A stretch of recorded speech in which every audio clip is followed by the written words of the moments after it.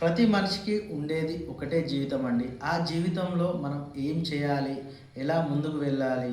అనేది మన సమయాన్ని బట్టి మనం నిర్ణయించుకొని, మనం ఆ సమయాన్ని వృధా చేసుకోకుండానైతే మనమైతే ముందుకు వెళ్ళాలి. అలాంటి మంచి సమయాన్ని మనం వేరే వాళ్ళ కోసం కేటాయించి, అలాంటి సిట్యుయేషన్ వచ్చిన టైంలో మనల్ని వాళ్ళు ఎవరి కోసం అయితే మనం సమయం కేటాయిస్తామో, వాళ్ళు కూడా మనల్ని అయితే వెనక్కి తిరిగి కూడా మనల్ని అయితే చూడరు. సమాజం తీరు వచ్చేసి అయితే ఎవ్వరి స్వార్థం వాళ్ళదే అండి. వాళ్ళ స్వార్థం కోసం అయితే వాళ్ళు ఎంతమందిని ఏ విధంగానైనా వాడుకోవడానికి అయితే సిద్ధపడతారు.